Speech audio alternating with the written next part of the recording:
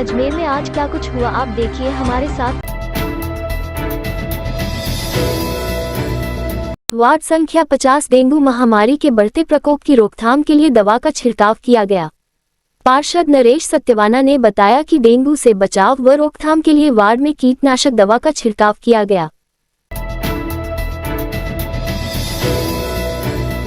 हमें सनातन धर्म पर गर्व है। ये बात केंद्रीय कृषि मंत्री कैलाश चौधरी ने मंगलवार को महर्षि दयानंद सरस्वती विश्वविद्यालय में पत्रकारों से बातचीत के दौरान कही। वह विश्वविद्यालय परिसर में आयोजित रोजगार मेले में मुख्य अतिथि के रूप में शामिल होने आए हुए थे। केंद्रीय मंत्री कैलाश चौधरी ने कहा कि गहलोत ने राजस्थान को दंगों वाला प्रदेश बना दिया है। पूर्व उप मुख्यमंत्री सचिन पायलट के कांग्रेस में गुटबाजी नहीं होने बयान पर चौधरी ने कहा कि पायलट के सपनों में आज भी नकारा निकम्मा शब्द आते हैं। जनता अब राजस्थान में परिवर्तन चाहती है। मुख्यमंत्री अशोक गहलोत के द्वारा भाजपा को हिटलर बताने के सवाल पर केंद्रीय मंत्री कैलाश चौधरी ने कहा कि जो लोग तुष्टीकरण की नीति को प्राथमिकता में रखते हैं, जो सनातन धर्म को गालियां देने का काम करते हैं, सनातन धर्म के त्योहारों के ऊपर प्रतिबंध लगाते हैं, 144 की धारा लगते हैं, जो भगवान श्री राम के दरबार को गिराने काम करते हैं, मंदिरों को तोड़ने का काम करते हैं, शिवालय को तोड़ने का काम करते हैं, उनसे कोई अपेक्षा नहीं की जा सकती। जनता ने इस सरकार को डिलीट करने का फैसला कर लिया है। दुष्कर्म, भ्रष्टाचार, पेपर लीक, क्राइम में राजस्थान एक नंबर पर है। डीजल के भाव में राजस्थान एक नंबर पर है। महंगाई लगातार बढ़ रही है। किसान परेशान है। मुख्यमंत्री अशोक गहलोत ने किसानों से कहा था संपूर्ण कर्जा माफ करेंगे, लेकिन ये हकीकत इससे बिल्कुल विपरीत है। अशोक गहलोत की सरकार पूर्ण रूप से असफल हो चुकी है और राजस्थान की जनता परिवर्तन चाहती है। आने वाले समय में जनता ने इस सरकार को डिलीट करने का फैसला कर लिया है। अशोक गहलोत की सरकार ने राजस्थान को दंगों वाला प्रदेश बना दिया है। राजस्थान की जनता चुनाव में इसका जवाब देगी। तुष्टीकरण की नीति को प्राथमिकता में रखते हैं और जो सनातन धर्म को गाली देने का काम करते हैं, सनातन धर्म के त्योहारों के ऊपर वो प्रतिबंध लगाते हैं, 144 की धारा लगाते हैं, या जो भगवान श्री राम के दरबार को गिराने का काम करते हैं, या मंदिरों को तोड़ने का काम करते हैं, शिवालय के तोड़ने का काम करते हैं, उनसे कोई अपेक्षा नहीं की जा सकती। कल तो वो कह रहे थे कि मैं मंदिरों में जाऊंगा, दर्शन करूंगा, और आज वही सनातन को धर्म को गाली देने का काम करते हैं। इसलिए इनकी ये दोहरा चरित्र है और ये दोहरा चरित्र जनता समझ चुकी है। और मैं जहाँ तक कह रहा हूँ कि प्रधान यहाँ पर जिस तरह से राजस्थान के अंदर जो स्थिति बनी है, अशोक जी गहलोत को ये समझ में नहीं आता कि राजस्थान की जनता ने आपको क्या विश्वास दिया था, किस उम्मीद के साथ में आपको मुख्यमंत्री बनाया। आज राजस्थान में जहाँ प्रधानमंत्री नरेंद्र मोदी जी को विश्व में भारत को एक नंबर पर ले जा रहे हैं, वहीं पर राजस्थान को भी इन्होंने एक नंबर पर लेके गए। आज बलात्कार में राजस्थान एक नंबर पर पहुँच गया। आज जिस तरह से भ्रष्टाचार में राजस्थान पूरे हिंदुस्तान में एक नंबर पर है, वहीं पर पेपर लीक के अंदर राजस्थान एक नंबर पर है। क्राइम के अंदर राजस्थान एक नंबर पर पहुंचा है। डीजल के भावों में राजस्थान एक नंबर पर है। महंगाई के अंदर लगातार बढ़ रही है। किसान परेशान है।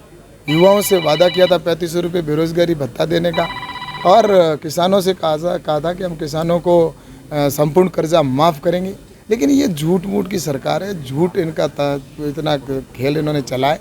ये एक तरह से मैं कह सकता हूँ कि अशोक गहलोत की सरकार है वो पूर्ण रूप से असफल हो चुकी है और राजस्थान की जनता परिवर्तन चाहती है, और निश्चित रूप से आने वाले समय में इस सरकार को डिलीट करने का जनता ने फैसला कर लिया है।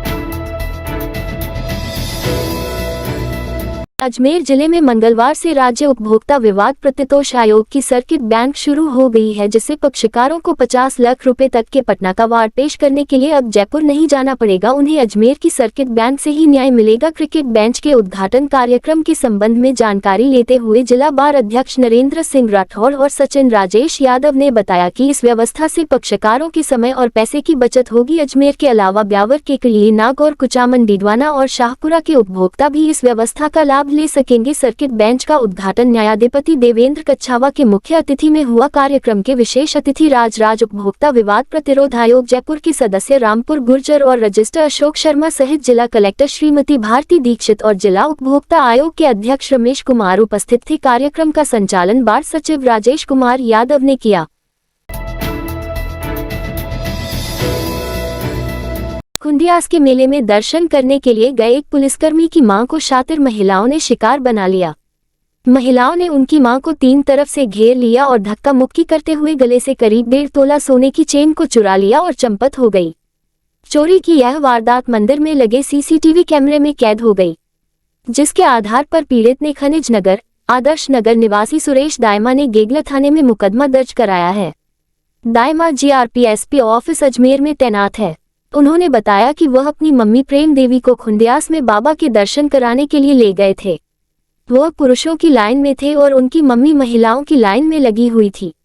इस दौरान 3-4 शातिर महिलाओं ने उनकी मम्मी को आगे पीछे से घेर लिया और धक्का मुक्की करते हुए उनके गले से सोने की चेन को तोड़ लिया, जिसका वजन 1.5 से 2 तोला के लगभग था। सुरेश ने बताया कि वारदात के बाद जब उनकी मम्मी ने उन्हें इस संबंध में जानकारी दी तो उन्होंने मंदिर में लगे सीसीटीवी कैमरे के फुटेज को चेक किया। उसमें आरोपी महिलाएं वारदात करते हुए दिखाई दे रही है। उनके फुटेज के आधार पर गेगला थाना पुलिस ने आरोपी महिलाओं की तलाश शुरू कर दी है। तो मैं मेरी मदर के साथ में, मेरी मदर मेरे साथ में थी और मैं पुरुषों की लाइन में था और मेरी मदर महिलाओं की लाइन में थी। मैं आगे निकल गया, मम्मी पीछे थी और मम्मी के पास में 3-4 औरतों ने घेरा बना के और मेरी मम्मी की चैन तोड़ ली। इस रात की सुबह नहीं होती जब तक हाथ में उसकी गर्माहट नहीं होती। चाय का प्याला, अखबार साथ पुराना है, मिट्टी से जोड़ता है। खबरों की खुशबू से सारा घर महकता है। हर रंग में ढला कहानियों से किस्सों तक ले जाता है बेरोक टोक। देश के हर हिस्से तक ये हकीकत का आईना है। ख्वाबों को सच करके दिखाता है। दैनिक नवज्योति, आपके लिए, आपके साथ। ये थे आज के मुख्य समाचार। विस्तार से जानने के लिए पढ़ते रहिए दैनिक नवज्योति। दैनिक नवज्योति के YouTube चैनल को सब्सक्राइब करें और ताज़ा अपडेट के लिए बेल आइकॉन दबाएं।